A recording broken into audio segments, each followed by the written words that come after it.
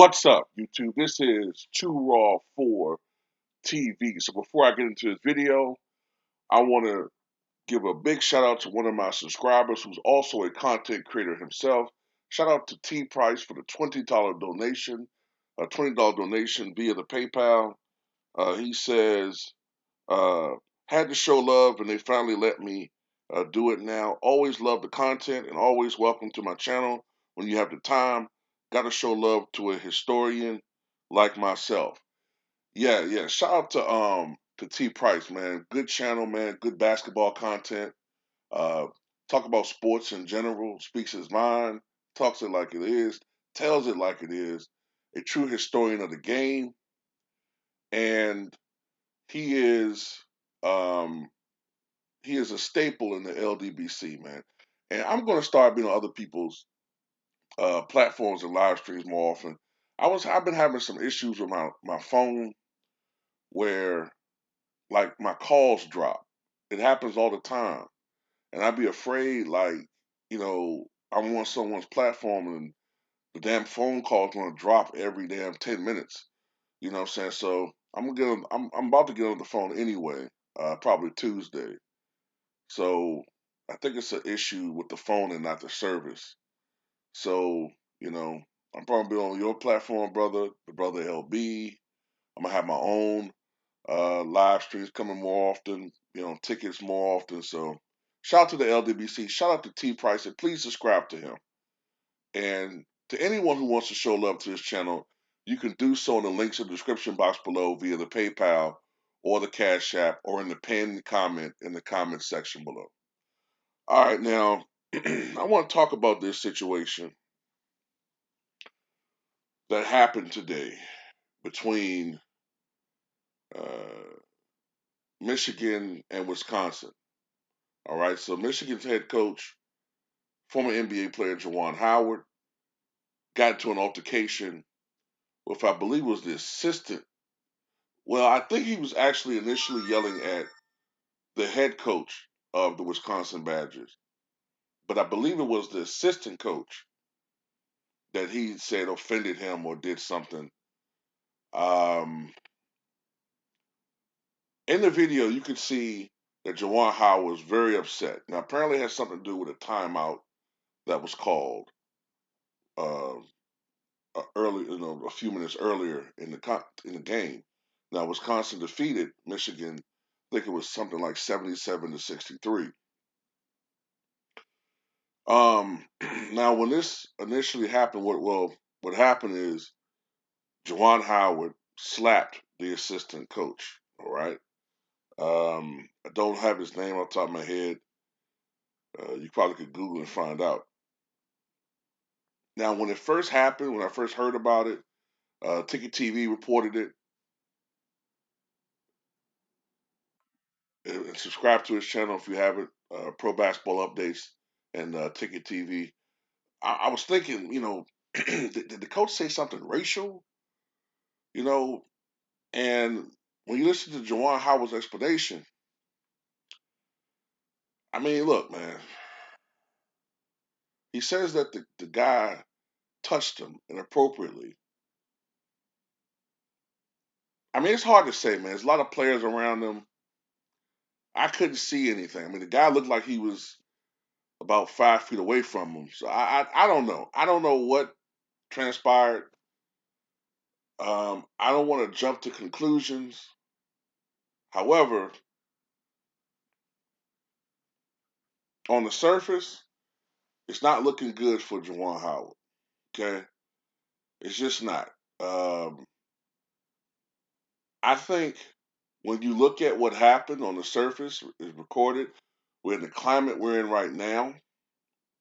And the climate we're in right now, what I'm referring to is, um, it seems like any act of male aggression, especially coming from us, you know what I mean, is looked upon as like it's just pounced upon. Expect this to be replayed over and over and over and over and over and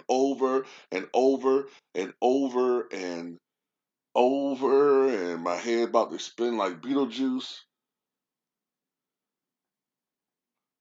Tomorrow on ESPN and Fox Sports, you're going to see um,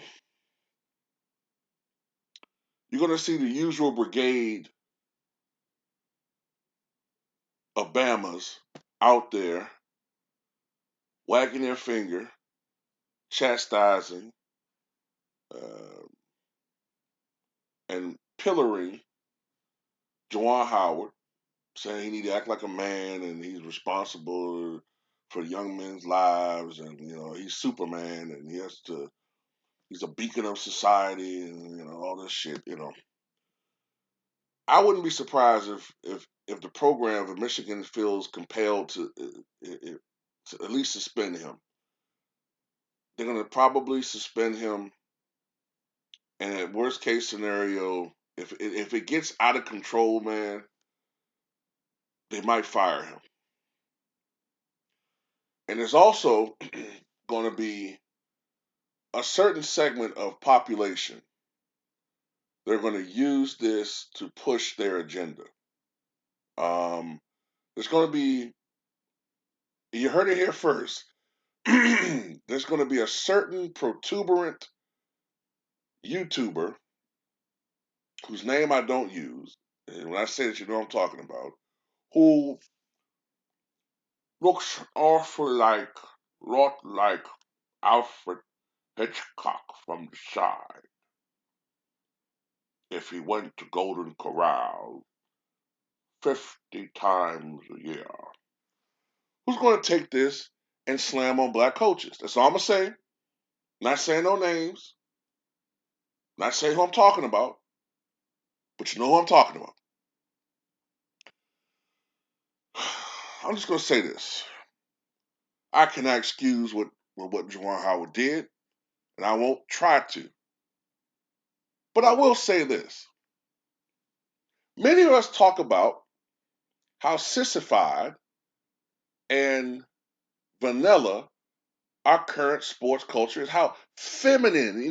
There's certain people always talking about this feminine energy out there, right? Well, this is an instance where you had a head coach. Well, God damn it, he knuckled up and he showed he was a man. Oh, but they're not going to take that stance for him, But with Bobby Knight and Woody Hayes, you know, and a coach like Vince Lombardi, he chewed nails for breakfast and he shit out fucking goddamn tax. Okay, when you look at people defending them, they say, "Hey, man, you look, he's a little bit rough around the edges. Sure, he should have threw that chair. Sure, he shouldn't have slapped that kid. Sure, he shouldn't have punched that guy. Sure, he shouldn't have did this, that, or the other. But I mean, he won. That's all that's important. And he was a winner. 3 national championships. And you got to be tough on these kids. And damn it, he's a man. Yeah, Woody Hayes slapped a cameraman one time, and yes, he slapped that kid out of frustration because his team intercepted the ball, and you talk about losing control. His emotions got the best of him. He slapped the kid, but I mean, Woody Hayes was a winner, and I mean, he was a great man, and you can't judge him by some incident that happened. You can't judge these great men by actions that shouldn't define them. Well, all I ask is please give Juwan Howard the same accord. Juwan Howard had a fine NBA career. I believe he played something like how long did he play? Long damn time. 16 years or something like that. Juwan Howard had a fine NBA career. Didn't quite live up to the standards expected of him, but he was a fine NBA player. And from what I can tell, he's been a good coach, right? So much so that the NBA tried to lure him away and give him a job in the pros. And there's going to be some, like I said, with all of this talk about how, black coaches aren't getting opportunities. They're going to use it and say, they're not going to say it straight up, but they're going to say, see, that's why we don't hire them. And all I'm saying is, give him the same benefit that anybody else would get. None of these coaches are perfect. Hell, John Chaney, one of the great coaches, one of the great mentors in the history of college basketball, once threatened to kill John Calipari. Didn't care the cameras was right there. And Ticket did say something that's very interesting. When you're out there coaching, most of these coaches are former players. That's why I get irritated, and the brother Ticket, 78 Sports TV, we get irritated at Mike Budenholzer. Not only because he's an inept coach, because sometimes he coaches like he don't give a fuck. Where's your passion? Where's your fire, man? Fire up these fucking Bucks, man. That's part of this thing. It's part of sports. There is a competitiveness going on. These guys are former athletes themselves. They get involved in these games. I mean, not just for their jobs' sake, but they're part of the team as well. They're out there they're not playing, but they're out there. And sometimes your emotions it's war. At least that's how I always look at it. Whenever I participate in sports, it's fucking war. It's fucking battle. Even playing fucking video games. To me, it's fucking war. So at the end of the day, yeah, these guys lose their cool. You name me one goddamn coach who hasn't lost his goddamn cool. He might not have done it in front of cameras, but he's lost his cool. Hal McRae.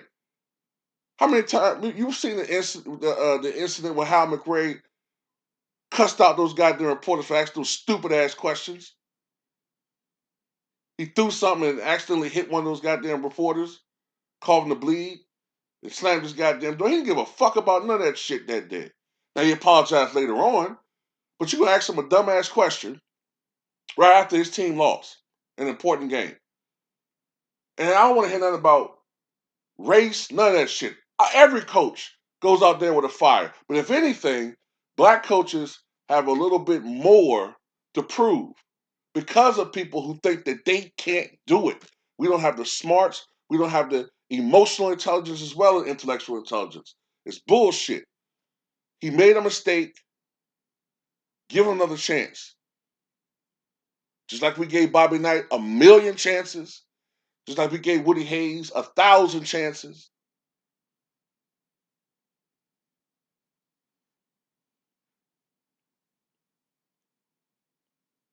Hell, even the coach that just got fired from the Jacksonville Jaguars. This was downplayed, but he kicked the player, kicked him for missing a field goal. The founder of the Chicago Bears, name eludes me right now. The founder of the Chicago Bears, he would kick anybody he think wasn't working hard enough. We talking about in the 20s and 30s. Lord have mercy. You know what the fuck they did back then? If he thought you weren't working hard enough, he kicked you in your goddamn balls. Now, of course, we're in different times, but the point is, let's not judge Juwon Howard off of this one incident. Punish him? Yeah. But slander him? I'm not going to do it. That's all I got to say about it. Tell me what you guys think.